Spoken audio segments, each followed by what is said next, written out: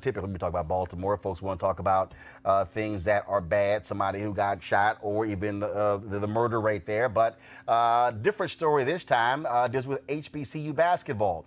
For a number of years, the CIAA tournament took place in Charlotte, but now, after 2020, it will be in Baltimore. The Central Intercollegiate Athletic Association announced today that it is moving its men's and women's basketball tournaments to Baltimore for 3 years, starting in 2021. Now, of course, it is estimated that Charlotte gets about $50 million to its local economy as a result of the CIAA tournament. A number of entertainers and others have events that take place around the CIAA. Now it will be in Baltimore. So joining us right now is a former cheerleader at Morgan State University, HBCU there in Baltimore, the mayor of Baltimore, Catherine Pugh. Mayor Pugh, how you doing?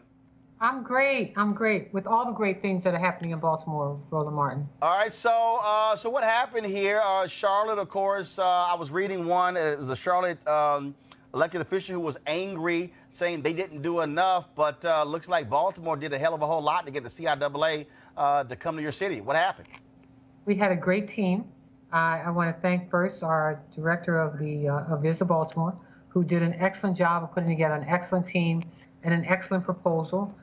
We also took Earl the Pearl Monroe down there to help seal the deal. My president of city council was a part of the team as well.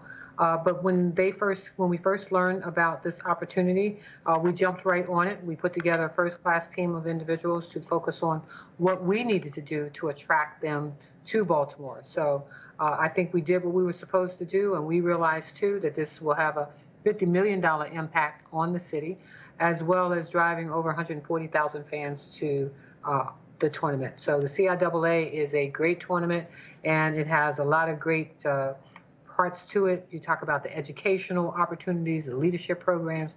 As you pointed out, the concerts that will take place, the step shows. Baltimore is so ready. We rolled out the red carpet to get them here, and we're looking forward to 2021. And what's interesting is that, again, Henry, go to my iPad. I'm on the Charlotte Observer website, and that this tournament was Charlotte's most lucrative annual event, according to the Charlotte Regional Visitors Authority. And that says a heck of a whole lot in terms of how this is important. Also, I read one story that Baltimore also made sure that at least $2 million annually would go towards scholarships for students. Is that correct? Absolutely. Yeah, but this is about our business community and our philanthropic community coming together to work with this particular tournament. And, you know, a lot of things happen around tournaments. And so we've already laid it out with the hotels and so forth, and so that we don't have folks piggybacking and trying to make extra money. We want to make sure that the money goes towards the city as well as towards the CIAA tournament for the scholarships and so forth that they want to make available to our students at the CIAA schools. Where will the tournaments be played at? Oh, well, you know, we have a convention center, we have an arena. It will be right here in Baltimore at our arena.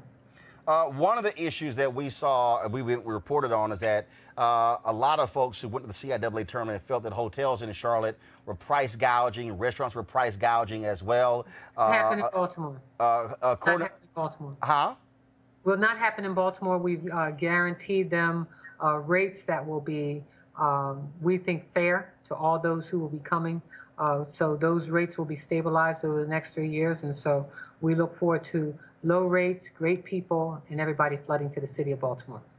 And obviously, by having several HBCUs in Baltimore, then of course you add in Howard University plus the other HBCUs in Virginia.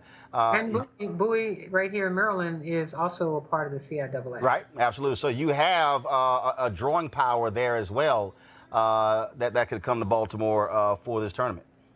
Yep, so we're very, very comfortable that we're going to attract a whole lot of folks here.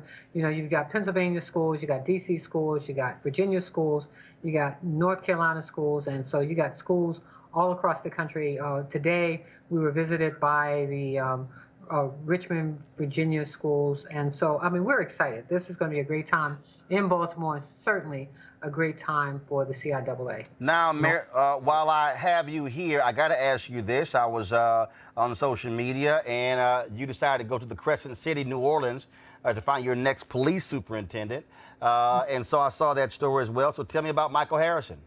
Well, Michael Harrison is a great choice for Baltimore, and we're looking forward to him coming and visiting and becoming a part of the fiber of our city. As you well know, he's one of the top police commissioners in the country. He's reduced crime in his city. It's the lowest in 47 years. They are going through a consent decree, so he's very familiar with the work that needs to be done here. He's brought about the cultural change that needs to take place in his police department, and we know that he'll come here looking to create that same type of synergy in our department, as well as expanding community engagement, which is something that we've already embarked on, and also using some of the latest technologies to help us fight crime in Baltimore. And by the way, crime is down in Baltimore, trending downward in every single category. Last year, we ended up with 296 murders, which was down over 10% in Baltimore City.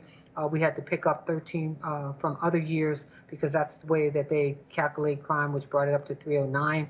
But we're down from 343 last year. And so we're looking forward to continuing to trend downward, down in every single category, robberies, burglaries, and so forth. But Michael Harrison, we think, will be right for Baltimore. And obviously, with him serving 10 years in internal affairs in New Orleans, is important when it comes to investigating police officers to restore trust there in the city between its citizens and its police department. Yep, he did that in New Orleans, and we know he'll do it here in Baltimore. All right. Mayor Catherine Pugh, we certainly appreciate it. Thank you so very much. Thank you so much, Roland. All right. Let's go to our panel. You clapping over here, Julian? I am. Why is that? A couple things. First of all, I am a total girl fan of Mayor Pugh. Secondly, CIAA, you know, when I was in Bennett, at Bennett, and it was in Charlotte, it just brought all kind of money. And that's the kind of money that Baltimore needs. She is just such a rock star. Yeah. I mean, I don't mean to gush much. You don't mean to, but you do. But I do. But you are. Hey. Yeah, But I I'm just excited for Baltimore. I think that, you know, with Morgan and Bowie and the whole DMV stuff, it's bringing it.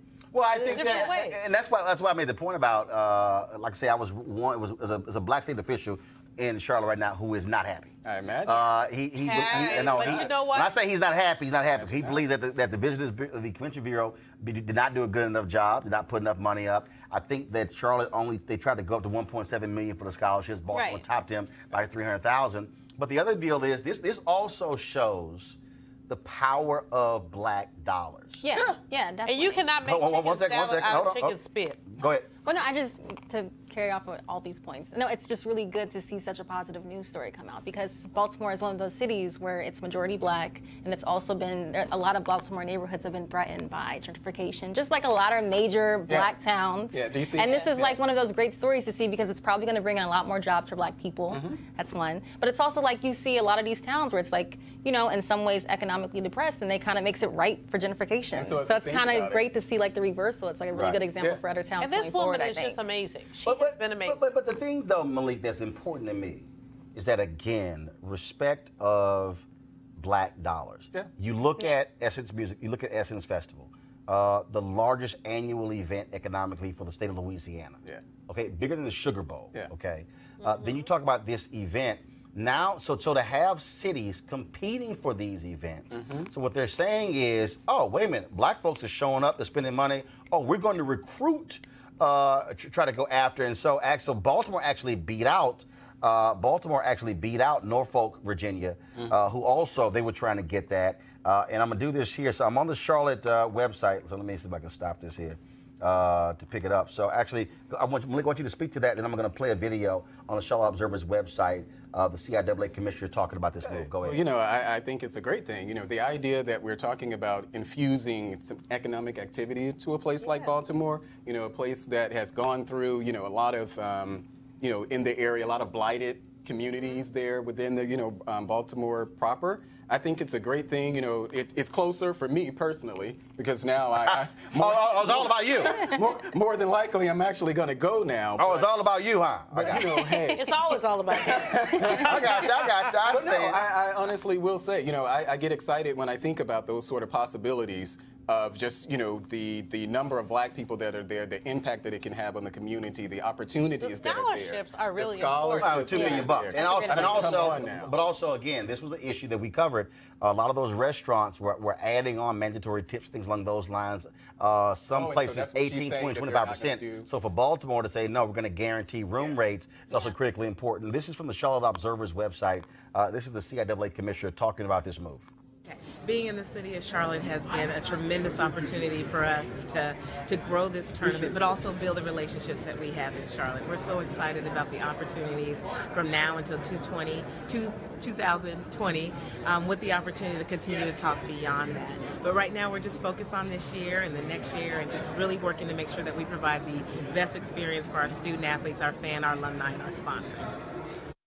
Okay, but y'all ain't gonna be there for 2020, and so, but I want everybody who's watching to understand when you talk about black dollars, when we talk about black family reunions, conventions, events along those lines, cities should be trying to compete for our dollars and not taking those dollars for granted, which also says to organizers of various events that we don't have to stay in one place, and that if you disrespect black folks, if you don't fully respect our events, yes, then other places will covet those particular events, and that's critically important. Final comment. Final comment. Final comment. Malik, then Julian. Yeah, I just want to make sure that, when we're talking about this, is that blacks actually have an opportunity here. So, even though they're coming to Baltimore, they need to make sure that blacks have opportunities. Black vendors, black restaurants. I got you. Yeah, so you're talking about black power. That's what that is. $1.3 trillion is what we have.